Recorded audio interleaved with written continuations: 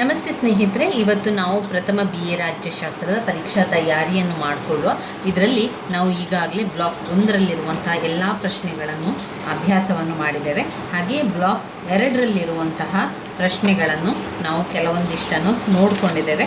ಇದರಲ್ಲಿ ನಾವು ಈಗಾಗಲೇ ದೈವಿಕ ಸಿದ್ಧಾಂತ, ರಾಜ್ಯದ ಉಗಮದ ಬಗ್ಗೆ ತಿಳ್ಕೊಂಡಿದ್ದೇವೆ. ರಾಜ್ಯದ ಉಗಮದಲ್ಲಿ 4 ಸಿದ್ಧಾಂತಗಳನ್ನು ಬರೀಬೇಕು. ದೈವಿಕ ಸಿದ್ಧಾಂತ, ಶಕ್ತಿ ಸಿದ್ಧಾಂತ, ಪಿತೃಪ್ರಧಾನ ಸಿದ್ಧಾಂತ, ಮಾತೃಪ್ರಧಾನ ಸಿದ್ಧಾಂತ, ಸಾಮಾಜಿಕ ಒಪ್ಪಂದ ಸಿದ್ಧಾಂತ, ಐತಿಹಾಸಿಕ ಸಿದ್ಧಾಂತ ಎನ್ನುವಂಥ 5 ಪಾಯಿಂಟ್ಸ್ಗಳನ್ನು ಬರೆಯಿರಿ. ಅದರಲ್ಲಿ 10 ಅಂಕಕ್ಕೆ ಅವರು ದೈವಿಕ ಸಿದ್ಧಾಂತದ ಬಗ್ಗೆ ಕೇಳ್ತಾರೆ. ದೈವಿಕ ಸಿದ್ಧಾಂತದಲ್ಲಿ ಒಂದು, ರಾಜ್ಯವು ದೇವರ ಆಜ್ಞೆಯಿಂದ ಸ್ಥಾಪಿತವಾಗಿದೆ. ಪ್ರಭುಗಳು ದೇವರಿಂದ ನೇಮಕವಾದವರು. ದೊರೆಗಳು ದೇವರಿಗೆ ಮಾತ್ರ ಹೊಣೆಗಾರರಾಗಿರುತ್ತಾರೆ. ಪ್ರಜೆಗಳು ದೇವರಿಗೆ ವಿಧೇಯನಾಗಿರಬೇಕು. ದೊರೆಯ ಅಧಿಕಾರವನ್ನು ವಿರೋಧಿಸುವುದು ಅಧರ್ಮ ಮತ್ತು ಶಾಪವಾಗುತ್ತದೆ. 5, ದೊರೆಯು ಪ್ರಜೆಗಳಿಗಾಗಲಿ ಕಾನೂನುಗಳಿಗಾಗಲಿ ವಿರೋಧಿಸುವುದು ಅವರು ಕಾನೂನುಗಳಿಗಾಗಲಿ ಒಳಪಟ್ಟಿರುವುದಿಲ್ಲ.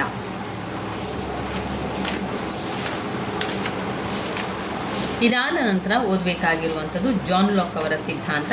ಜಾನ್ ಲಾಕ್ ಅವರ ಸಿದ್ಧಾಂತದಲ್ಲಿ ನಾವು ಸ್ವಾಭಾವಿಕ ಸ್ಥಿತಿ ಮತ್ತು ಸಾಮಾಜಿಕ ಒಪ್ಪಂದದ ಬಗ್ಗೆ ತಿಳ್ಕೊಳ್ಬೇಕು. ಸಾಮಾಜಿಕ ಒಪ್ಪಂದದಲ್ಲಿ ಸಾಮಾಜಿಕ ಒಪ್ಪಂದ ಮತ್ತು ರಾಜಕೀಯ ಒಪ್ಪಂದ, ಈ ರೀತಿಯ ಪಾಯಿಂಟ್ಸ್ಗಳನ್ನು ನೋಡ್ತಾ ಹೋಗಿ. ಇದನ್ನು ನಾವು ಈಗಾಗಲೇ ಕಳೆದ ವಿಡಿಯೋದಲ್ಲಿ ತಿಳ್ಕೊಂಡಿದ್ದೇವೆ. ನಾನೊಮ್ಮೆ ಅದರ ಪಾಯಿಂಟ್ಸ್ ಅನ್ನಷ್ಟೇ ಹೇಳ್ತಾ ಹೋಗುವಂಥದ್ದು. ಉಳಿದಿರುವಂಥದ್ದನ್ನು ಅಭ್ಯಾಸ ಮಾಡುವ. ರಾಜ್ಯದ ವಿಕಾಸಕ್ಕೆ ಅಥವಾ ಉಗಮಕ್ಕೆ ಕಾರಣವಾದಂಥ ಅಂಶಗಳಲ್ಲಿ ಒಂದು, ರಕ್ತ ಸಂಬಂಧ, ಧರ್ಮ, ಆರ್ಥಿಕ ಅಂಶಗಳು, ಯುದ್ಧ ಅಥವಾ ಶಕ್ತಿ, ರಾಜಕೀಯ ಪ್ರಜ್ಞೆ. ಇದು ರಾಜ್ಯದ ಉಗಮಕ್ಕೆ ಅಥವಾ ವಿಕಾಸಕ್ಕೆ ಕಾರಣವಾದ ಅಂಶಗಳಾಗಿದೆ.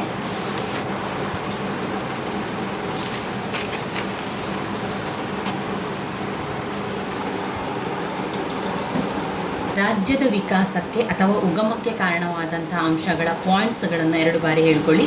ರಕ್ತ ಸಂಬಂಧ, ಧರ್ಮ, ಆರ್ಥಿಕ ಅಂಶಗಳು, ಯುದ್ಧ ಅಥವಾ ಶಕ್ತಿ, ರಾಜಕೀಯ ಪ್ರಜ್ಞೆ.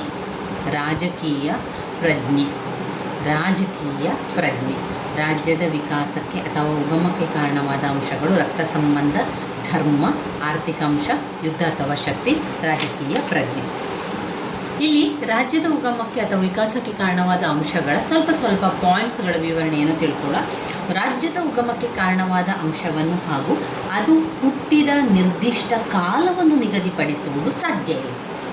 ರಾಜ್ಯವು ಒಂದೇ ಒಂದು ಅಂಶದ ಫಲವಿಲ್ಲ, ದೀರ್ಘಕಾಲಾವಧಿಯಲ್ಲಿ ವಿವಿಧ ಅಂಶಗಳ ಫಲವಾಗಿ ಬೆಳೆದು ಬಂದಿದೆ.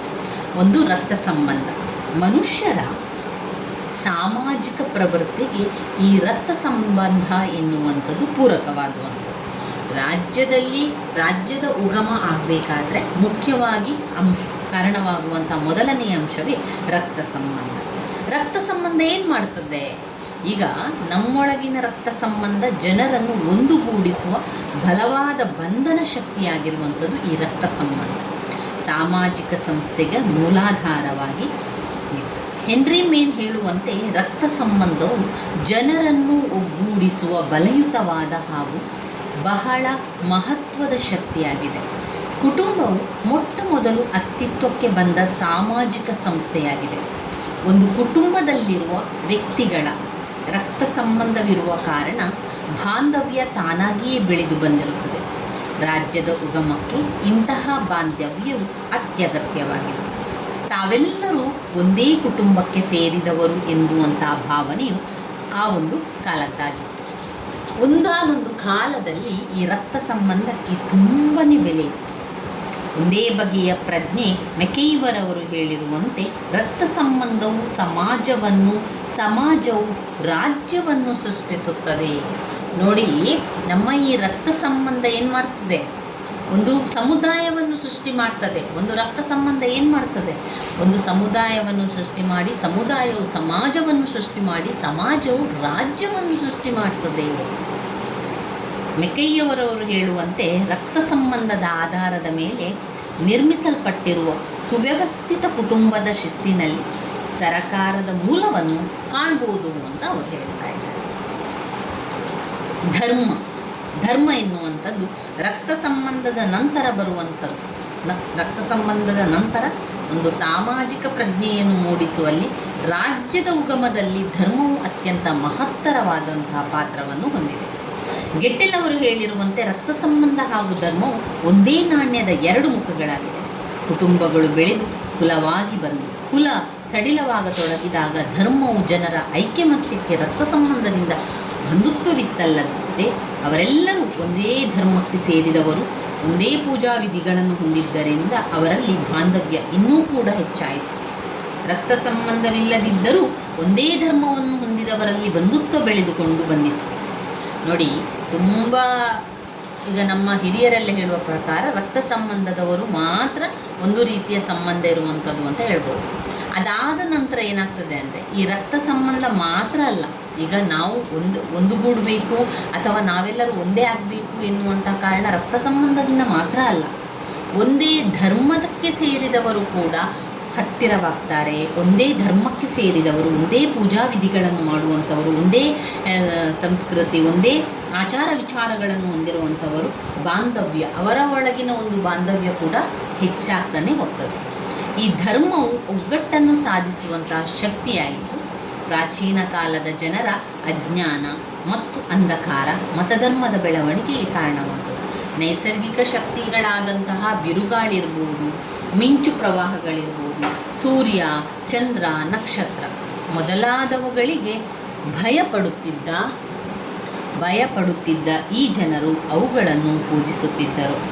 ಸಾಂಪ್ರದಾಯಿಕ ನಿಯಮಗಳು ಅತಿ ಲೌಕಿಕ ಶಕ್ತಿಗಳಿಂದ ಬಂದಿದೆ ಎಂದು ಅವುಗಳನ್ನು ಉಲ್ಲಂಘಿಸಿದವರು ನಾಶವಾಗುತ್ತಾರೆ ಎಂದು ಅವರು ನಂಬಿದರು. ಗೆಟೆಲ್ ಅವರು ಹೇಳಿರುವಂತೆ ಧಾರ್ಮಿಕ ನಂಬಿಕೆಗಳು ಅರಾಜಕತೆಯನ್ನು ಹೋಗಲಾಡಿಸಿ ಜನರನ್ನು ಒಂದುಗೂಡಿಸಿ ಅವರೆಲ್ಲರೂ ಒಂದು ಅಧಿಕಾರಕ್ಕೆ ವಿಧೇಯರಾಗಿರುವಂತೆ, ಅಧೀನರಾಗಿರುವಂತೆ ಮಾಡಿದವು. ಇನ್ನು ಆರ್ಥಿಕ ಅಂಶಗಳನ್ನು ನಾವು ನೋಡುವುದಾದರೆ, ಮನುಷ್ಯನು ಬದುಕಬೇಕಾದರೆ ಆಹಾರ ಅವಶ್ಯಕ. ಆಹಾರವನ್ನು ಸಂಪಾದಿಸಬೇಕಾದರೆ ಆತನು ಒಂದಲ್ಲ ಒಂದು ಕಾರ್ಯವನ್ನು ಮಾಡಬೇಕಾಗುತ್ತದೆ. ಆಹಾರವನ್ನು ಗಳಿಸಲು ಹಾಗೂ ಆಸ್ತಿ ಮತ್ತು ಸಂಪತ್ತನ್ನು ಶೇಖರಿಸಲು ಮನುಷ್ಯನಿಗೆ ಸಹಾಯಕಾರಿಯಾದ ಆರ್ಥಿಕ ಚಟುವಟಿಕೆಗಳು ಬಹುಮಟ್ಟಿಗೆ ರಾಜ್ಯದ ಉಗಮಕ್ಕೆ ಅದು ಕಾರಣವಾಗಿರುತ್ತದೆ. ಪ್ರಾಚೀನ ಕಾಲದಲ್ಲಿ ಭೂಮಿ ಯಥೇಚ್ಛವಾಗಿತ್ತು. ಖಾಸಗಿ ಆಸ್ತಿ ಅಂತ ಇರಲಿಲ್ಲ. ಯಾರು ಬೇಕಾದರೂ ಎಲ್ಲಿ ಬೇಕಾದರೂ ತಾನು ಕೃಷಿ ಭೂಮಿಯನ್ನು ಮಾಡಿಕೊಳ್ಬೋದು, ಎಲ್ಲಿ ಬೇಕಾದರೂ ಇರ್ಬೋದು, ಎಲ್ಲಿ ಕೂಡ ಅವನದೇ ಆಗಿತ್ತು. ಆದರೆ ಜನಸಂಖ್ಯೆ ಹೆಚ್ಚಾದಂತೆ ಏನಾಯಿತು, ಈ ಭೂಮಿಯಲ್ಲಿ ಒತ್ತಡ ಬಂತು. ಇದು ನನ್ನದು, ಅದು ನನ್ನದು ಎನ್ನುವಂತೆ ಎಲ್ಲರೂ ಮಾಡತೊಡಗಿದರು ಎಂಬ ಭಾವನೆಗಳು ಆರಂಭವಾಗಿ ವ್ಯವಸಾಯ ಪ್ರಾರಂಭವಾದ ಮೇಲಂತೂ ಭೂಮಿ, ಮನೆ, ಕರುಗಳು, ಬೆಳೆದ ಆಹಾರ, ಧಾನ್ಯ, ಆಸ್ತಿಯ ಒಡೆತನ, ಅದರ ಮಾರಾಟ, ಅದರ ಉತ್ತರಾಧಿಕಾರತ್ವವನ್ನು ನಿರ್ಧರಿಸಲು ಹಾಗೂ ಅದಕ್ಕೆ ಸಂಬಂಧಿಸಿದ ವ್ಯಾಜ್ಯಗಳನ್ನು ಬಗೆಹರಿಸಲು ಕೆಲವು ನಿಯಮಗಳು ಅಗತ್ಯವಾಗಿದ್ದವು.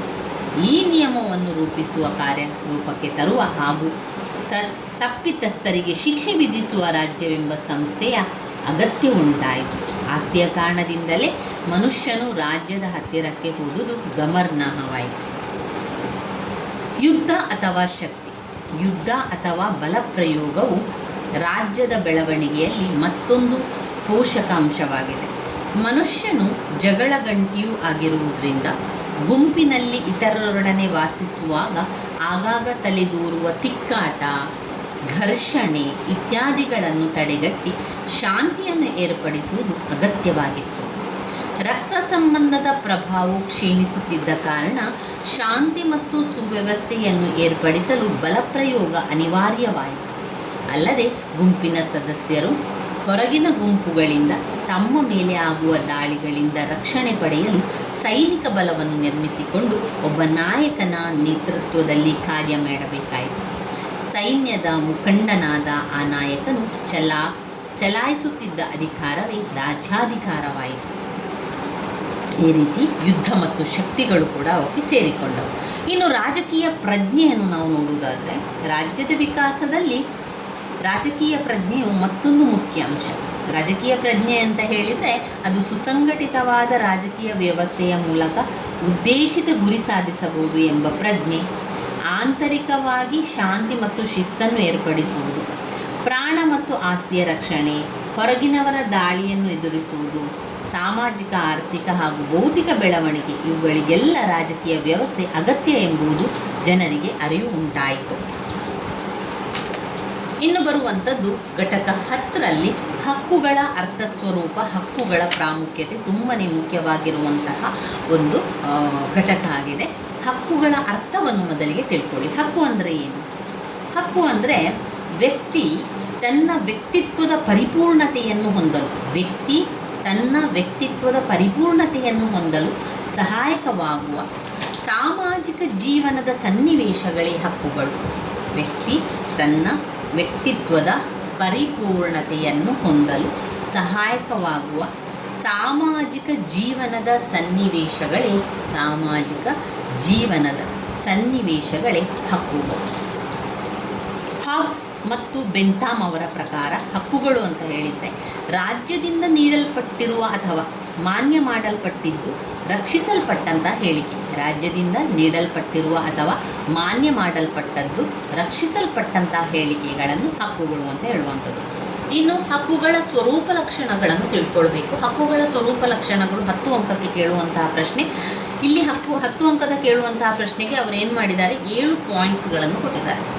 ಈ 7 ಪಾಯಿಂಟ್ಸ್ಗಳನ್ನು ಅರ್ಥ ಮಾಡಿಕೊಂಡು ಅದರ ಕೆಲವೊಂದಷ್ಟು ಪಾಯಿಂಟ್ಸ್ಗಳನ್ನು ನೆನಪಲ್ಲಿಟ್ಕೊಳ್ಳಿ. ಮತ್ತು ಕೆಲವು ಚಿಕ್ಕ ಚಿಕ್ಕ ಒಂದು ಉದ್ದ ಇರುವಂತಹ ಪಾಯಿಂಟ್ಸ್ಗಳಿದೆಯಲ್ಲ, ಅದನ್ನು ನಾವು ಸಣ್ಣದಾಗಿ ಮಾಡಿಕೊಂಡು ಪಾಯಿಂಟ್ಸ್ ಆಗಿ ತಗೊಳ್ಳಿ.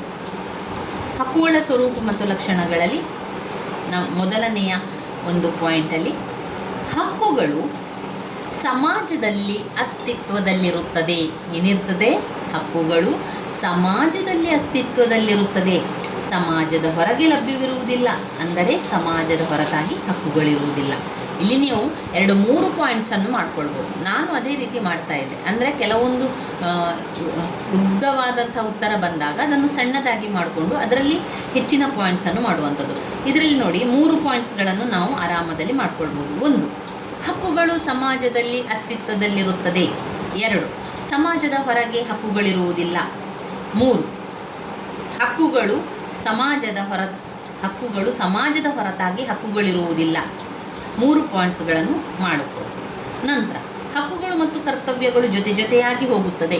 ಹಕ್ಕುಗಳು ಮತ್ತು ಕರ್ತವ್ಯಗಳು ಜೊತೆಯಾಗಿ ಹೋಗುತ್ತದೆ. ಅಂದರೆ ಒಬ್ಬನ ಹಕ್ಕು ಉಳಿದವರ ಕರ್ತವ್ಯವಾಗಿರುತ್ತದೆ. ಇದರಲ್ಲಿ 2 ಪಾಯಿಂಟ್ ಆಯ್ತಲ್ಲ ನೋಡಿ. ಒಬ್ಬನ ಹಕ್ಕು ಉಳಿದರ ಕರ್ತವ್ಯ. ಹಕ್ಕುಗಳು ಕರ್ತವ್ಯದೊಡನೆ ಸಂಬಂಧವನ್ನು ಹೊಂದಿದೆ. ಇಲ್ಲಿ ಮತ್ತೆ 3 ಪಾಯಿಂಟ್ಸ್ ಆಗಿ ಸಿಗ್ತದೆ ನೋಡಿ. 1, ಹಕ್ಕುಗಳು ಸಮಾಜದಲ್ಲಿ ಅಸ್ತಿತ್ವದಲ್ಲಿರುತ್ತದೆ. 2, ಹಕ್ಕುಗಳು ಸಮಾಜದ ಹೊರಗೆ ಲಭ್ಯವಿರುವುದಿಲ್ಲ. 2, 3, ಹಕ್ಕುಗಳು ಸಮಾಜದ ಹೊರತಾಗಿ ಹಕ್ಕುಗಳಿರುವುದಿಲ್ಲ. 4, ಹಕ್ಕುಗಳು ಮತ್ತು ಕರ್ತವ್ಯಗಳು ಜೊತೆಯಾಗಿ ಹೋಗುತ್ತದೆ. 5, ಹಕ್ಕುಗಳು ಒಬ್ಬನ ಹಕ್ಕು ಉಳಿದವರ ಕರ್ತವ್ಯವಾಗಿರುತ್ತದೆ. 6, ಹಕ್ಕುಗಳು ಕರ್ತವ್ಯಗಳೊಡನೆ ಸಂಬಂಧವನ್ನು ಹೊಂದಿದೆ. 7, ಹಕ್ಕುಗಳು ಸಾರ್ವತ್ರಿಕ ಕಲ್ಯಾಣದ ಗುರಿಯನ್ನು ಹೊಂದಿರುತ್ತದೆ. ಹಕ್ಕುಗಳು ಸಾರ್ವತ್ರಿಕ ಕಲ್ಯಾಣ ಗುರಿಯನ್ನು ಹೊಂದಿದೆ. 4, ಹಕ್ಕುಗಳು ಸಮಾಜ ಮತ್ತು ರಾಜ್ಯದಿಂದ ಮನ್ನಣೆಯನ್ನು ಪಡೆದಿದ್ದು ರಾಜ್ಯದ ಕಾನೂನುಗಳ ಒತ್ತಾಸೆಯನ್ನು ಹೊಂದಿರುತ್ತದೆ. ಹಕ್ಕುಗಳಿಗೆ ರಾಜ್ಯದ ಕಾನೂನಿನ ಬೆಂಬಲವಿಲ್ಲದಿದ್ದರೆ ಅವುಗಳು ಅರ್ಥಹೀನ. ಗೊತ್ತಾಯ್ತಾ? ಹಕ್ಕುಗಳು ಸಮಾಜ ಮತ್ತು ರಾಜ್ಯದಿಂದ ಮನ್ನಣೆಯನ್ನು ಪಡೆದಿದೆ. ಹಕ್ಕುಗಳು ಸಮಾಜ ಮತ್ತು ರಾಜ್ಯದಿಂದ ಮನ್ನಣೆಯನ್ನು ಪಡೆದಿದೆ. ರಾಜ್ಯದ ಕಾನೂನುಗಳ ಬೆಂಬಲ ಹೊಂದಿರುತ್ತದೆ. ಹಕ್ಕುಗಳಿಗೆ ರಾಜ್ಯದ ಕಾನೂನಿನ ಬೆಂಬಲವಿಲ್ಲದಿದ್ದರೆ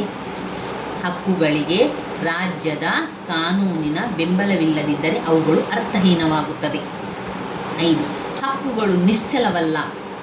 ಇಲ್ಲೂ ಬೇರೆ ಪಾಯಿಂಟ್ಸನ್ನು ಮಾಡ್ಕೊಳ್ಬೋದು. ಹಕ್ಕುಗಳು ನಿಶ್ಚಲವಲ್ಲ, ಅವು ವಿಕಾಸವನ್ನು ಹೊಂದುತ್ತದೆ, ಕಾಲಕ್ಕೆ ತಕ್ಕಂತೆ ಬದಲಾವಣೆಯಾಗುತ್ತದೆ, ಮಾರ್ಪಾಡಾಗುತ್ತದೆ, ಸಮಾಜ ಮತ್ತು ಮಾನವರ ಅವಶ್ಯಕತೆಗಳಿಗೆ ತಕ್ಕಂತೆ ಸ್ಪಂದಿಸುತ್ತದೆ. ಸಮಾಜ ಮತ್ತು ಮಾನವರ ಅವಶ್ಯಕತೆಗಳಿಗೆ ತಕ್ಕಂತೆ ಸ್ಪಂದಿಸುತ್ತದೆ. ಹಕ್ಕುಗಳನ್ನು ನಿರಂಕುಶವಾಗಿ ಬಳಸುವಂತಿಲ್ಲ. ಅಂದರೆ ಸ್ವೇಚ್ಛೆಯಾಗಿ ಬೇಕಾದಲ್ಲೆಲ್ಲ ಬಳಸುವ ಹಾಗಿಲ್ಲ. ಹಕ್ಕುಗಳನ್ನು ನಿರಂಕುಶವಾಗಿ ಬಳಸುವಂತಿಲ್ಲ. ಹಕ್ಕುಗಳೆಂದರೆ ಸ್ವೇಚ್ಛಾವೃತ್ತಿಯಲ್ಲ. ಹಕ್ಕುಗಳಿಗೂ ನಿರ್ದಿಷ್ಟವಾದ ಮಿತಿಗಳುಂಟು. ಅನಿರ್ಬಂಧಿತ ಹಕ್ಕುಗಳನ್ನು ಹೊಂದುವುದು ಅರ್ಥಹೀನವಾಗುತ್ತದೆ. ಈ ನಿರ್ಬಂಧಗಳನ್ನು ಕರ್ತವ್ಯಗಳ ರೂಪದಲ್ಲಿ ಕಾಣಬಹುದು. ಹಕ್ಕುಗಳು ಕರ್ತವ್ಯಗಳು ಒಂದೇ ನಾಣ್ಯದ ಎರಡು ಮುಖಗಳಿದ್ದಂತೆ. 7. ಹಕ್ಕುಗಳು ಪೌರರ ವ್ಯಕ್ತಿತ್ವದ ಸರ್ವಾಂಗೀಣ ಅಭಿವೃದ್ಧಿಗೆ ಅವಶ್ಯಕವಾಗಿದೆ.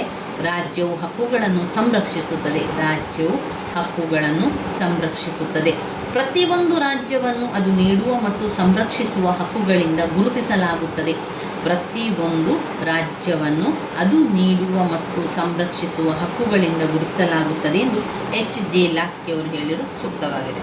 ಒಟ್ಟು ಇದರಲ್ಲಿ 7 ಪಾಯಿಂಟ್ಸ್ಗಳನ್ನು ಕಾಣ್ಬೋದು. ಈ 7 ಪಾಯಿಂಟ್ಸ್ಗಳನ್ನು ನೀವು ನೋಡಿದರೆ ಮತ್ತೆ 3 ಪಾಯಿಂಟ್ಸ್ಗಳು ನಮಗೆ ಅದರಲ್ಲಿ ಸಿಕ್ಕಿ ಇದರಲ್ಲಿ ಸಾಧಾರಣ ಒಂದು 20 ಪಾಯಿಂಟ್ಸ್ಗಳಷ್ಟು ನಮಗೆ ಮಾಡಲಿಕ್ಕೆ ಸಾಧ್ಯ ಇದೆ. ಯಾಕಂದರೆ ಅದನ್ನು ಪ್ರತ್ಯೇಕವಾಗಿ ಚಿಕ್ಕ ಪಾಯಿಂಟ್ಸ್ಗಳನ್ನಾಗಿ ಮಾಡಿಕೊಂಡು ತಗೊಂಡ್ರೆ ನಿಮಗೆ ಇದರಲ್ಲಿ ಒಂದು 20 ಪಾಯಿಂಟ್ಸ್ಗಳನ್ನು ಮಾಡ್ಕೊಳ್ಳಿಕ್ಕೆ ಸಾಧ್ಯ ಇದೆ. ಮತ್ತೊಮ್ಮೆ ಪಾಯಿಂಟ್ಸ್ಗಳನ್ನು ಹೇಳ್ತಾ ಹೋಗ್ತೇನೆ. ಒಂದನ್ನು ನೀವು ಬರ್ಕೊಳ್ಳಿ, ಇಲ್ಲಾಂದರೆ ಅರ್ಥ ಮಾಡ್ಕೊಳ್ಳಿ.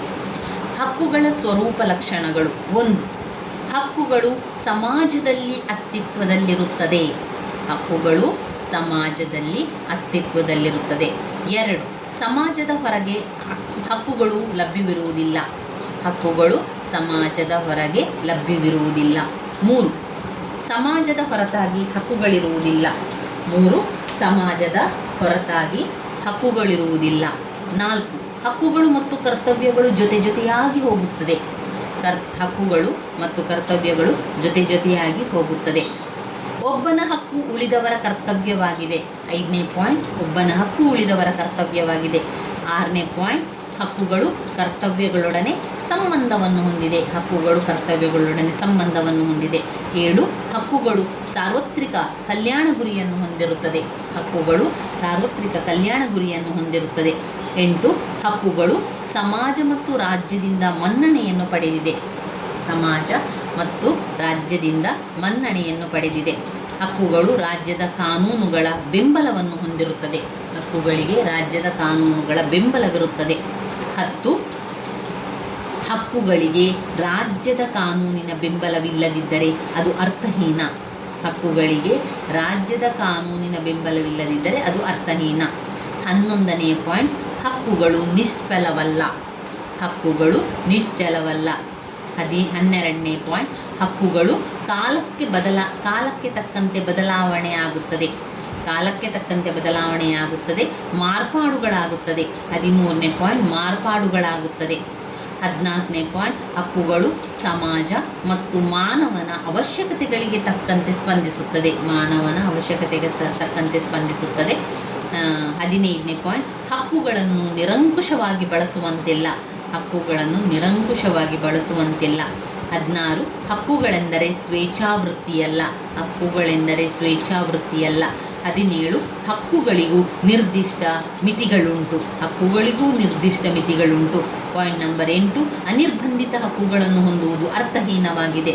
ಅನಿರ್ಬಂಧಿತ ಹಕ್ಕುಗಳನ್ನು ಹೊಂದುವುದು ಅರ್ಥಹೀನವಾಗಿದೆ. ಪಾಯಿಂಟ್ ನಂಬರ್ 19, ಈ ನಿರ್ಬಂಧಗಳನ್ನು ಕರ್ತವ್ಯಗಳ ರೂಪದಲ್ಲಿ ಕಾಣಬಹುದು. ನಿರ್ಬಂಧಗಳನ್ನು ಕರ್ತವ್ಯದ ರೂಪದಲ್ಲಿ ಕಾಣಬಹುದು. 20ನೇ ಪಾಯಿಂಟ್, ಹಕ್ಕುಗಳು ಮತ್ತು ಕರ್ತವ್ಯಗಳು ಒಂದೇ ನಾಣ್ಯದ ಎರಡು ಮುಖ ಇದ್ದಂತೆ. 21ನೇ ಪಾಯಿಂಟ್, ಹಕ್ಕುಗಳು ಪೌರರ ವ್ಯಕ್ತಿತ್ವದ ಸರ್ವಾಂಗೀಣ ಅಭಿವೃದ್ಧಿಗೆ ಅವಶ್ಯಕವಾಗಿದೆ. ರಾಜ್ಯವು ಹಕ್ಕುಗಳನ್ನು ಸಂರಕ್ಷಿಸುತ್ತದೆ. 22ನೇ ಪಾಯಿಂಟ್, ರಾಜ್ಯವು ಹಕ್ಕುಗಳನ್ನು ಸಂರಕ್ಷಿಸುತ್ತದೆ. 21ನೇ ಪಾಯಿಂಟ್, ಪ್ರತಿಯೊಂದು ರಾಜ್ಯವನ್ನು ಅದು ನೀಡುವ ಮತ್ತು ಸಂರಕ್ಷಿಸಿಡುವ ಹಕ್ಕುಗಳಿಂದ ಗುರುತಿಸಲಾಗುತ್ತದೆ. ಪ್ರತಿಯೊಂದು ರಾಜ್ಯವನ್ನು ಅದು ನೀಡುವ ಮತ್ತು ಸಂರಕ್ಷಿಸುವ ಹಕ್ಕುಗಳಿಂದ ಗುರುತಿಸಲಾಗುತ್ತದೆ ಎಂದು H.J. ಲಾಸ್ಕಿ ಅವರು ಹೇಳಿರುವುದು ಸೂಕ್ತವಾಗಿದೆ. ಇವಿಷ್ಟು ಹಕ್ಕುಗಳ ಸ್ವರೂಪ ಮತ್ತು ಲಕ್ಷಣಗಳಾಗಿದೆ.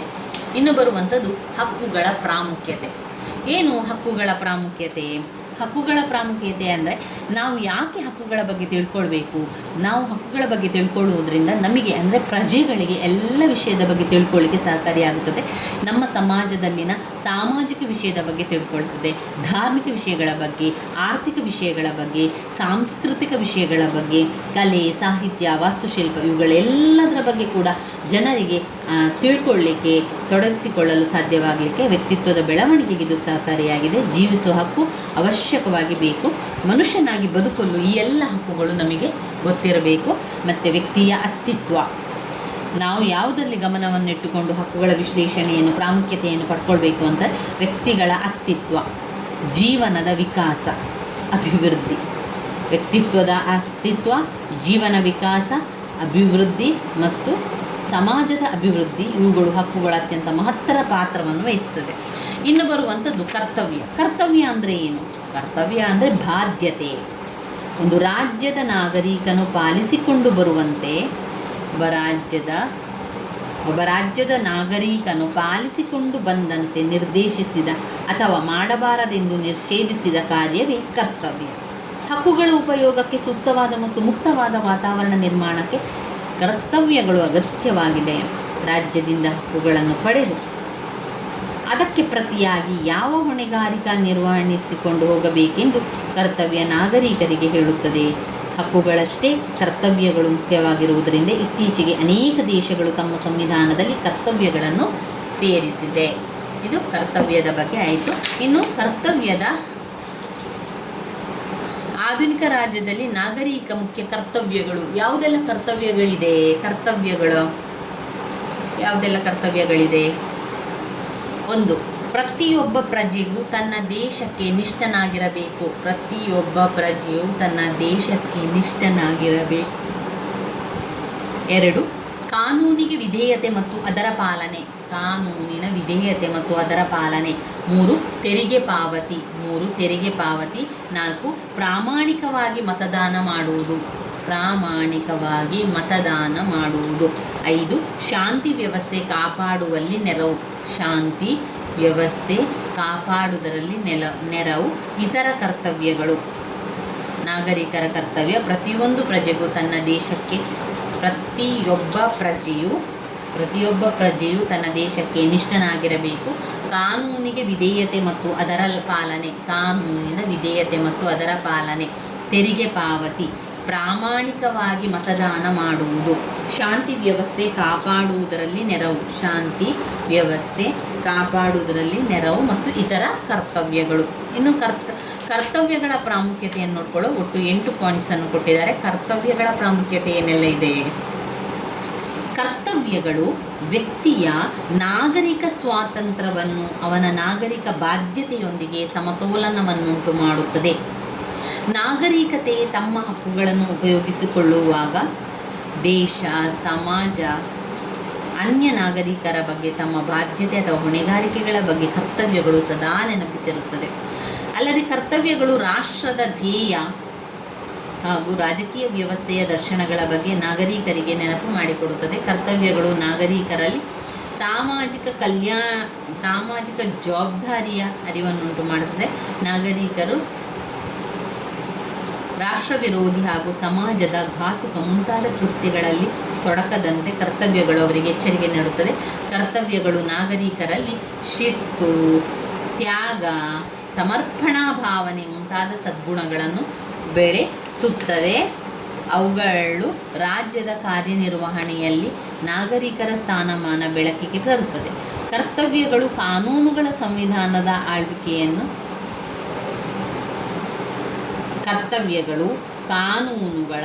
ಸಂವಿಧಾನ ಬದ್ಧತೆಯನ್ನು ಪರಿಶೀಲಿಸಲು ಹಾಗೂ ಅವುಗಳ ಯುಕ್ತಾಯುಕ್ತತೆಯನ್ನು ನಿರ್ಧರಿಸಲು ನ್ಯಾಯಾಲಯಗಳಿಗೆ ಸಹಕಾರಿಯಾಗಿದೆ.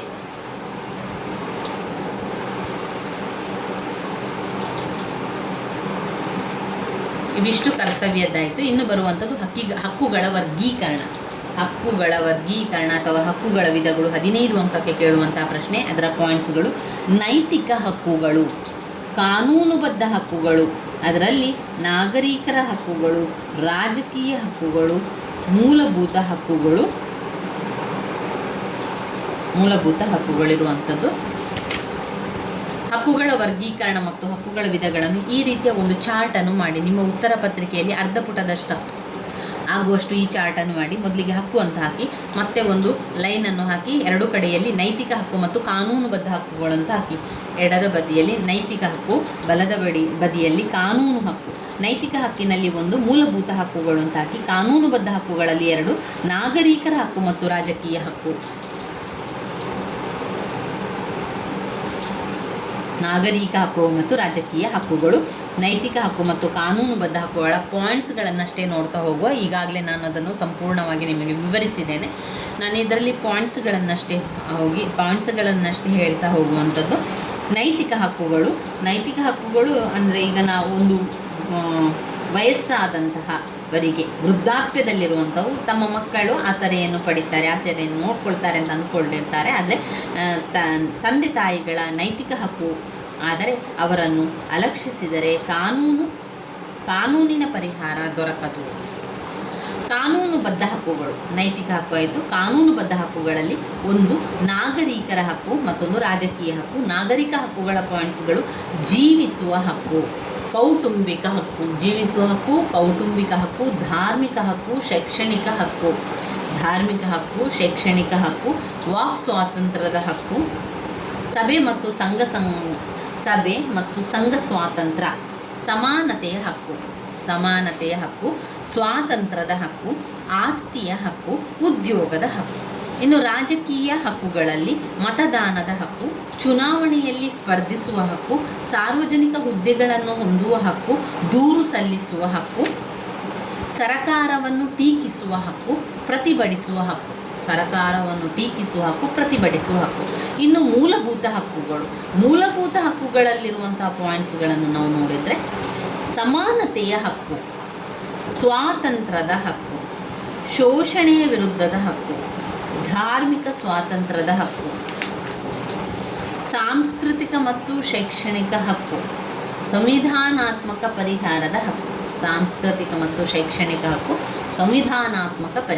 ಹಕ್ಕು. ಇದು ಹಕ್ಕುಗಳಲ್ಲಿ ಬರ್ತದೆ, ಹಕ್ಕುಗಳ ವರ್ಗೀಕರಣದಲ್ಲಿ. ಇನ್ನು ಹಕ್ಕುಗಳ ಸಿದ್ಧಾಂತವನ್ನು ನೋಡಿಕೊಳ್ಳುವ. ಹಕ್ಕುಗಳ ಸಿದ್ಧಾಂತಗಳಲ್ಲಿ ನೈಸರ್ಗಿಕ ಹಕ್ಕುಗಳ ಸಿದ್ಧಾಂತ, ಕಾನೂನುಬದ್ಧ ಹಕ್ಕುಗಳ ಸಿದ್ಧಾಂತ, ಐತಿಹಾಸಿಕ ಹಕ್ಕುಗಳ ಸಿದ್ಧಾಂತ, ಹಕ್ಕುಗಳ ಸಮಾಜ ಕಲ್ಯಾಣ ಸಿದ್ಧಾಂತ, ಹಕ್ಕುಗಳ ಆದರ್ಶ ಸಿದ್ಧಾಂತಗಳು. ಹಕ್ಕುಗಳ ಸಿದ್ಧಾಂತಗಳ ಪಾಯಿಂಟ್ಸ್ಗಳು ಮತ್ತೊಮ್ಮೆ ಹೇಳ್ತಾ ಹೋಗುವ: ನೈಸರ್ಗಿಕ ಹಕ್ಕುಗಳ ಸಿದ್ಧಾಂತ, ಕಾನೂನುಬದ್ಧ ಹಕ್ಕುಗಳ ಸಿದ್ಧಾಂತ, ಐತಿಹಾಸಿಕ ಹಕ್ಕುಗಳ ಸಿದ್ಧಾಂತ, ಹಕ್ಕುಗಳು ಸಮಾಜ ಕಲ್ಯಾಣದ ಸಿದ್ಧಾಂತ, ಹಕ್ಕುಗಳ ಆದರ್ಶ ಸಿದ್ಧಾಂತ.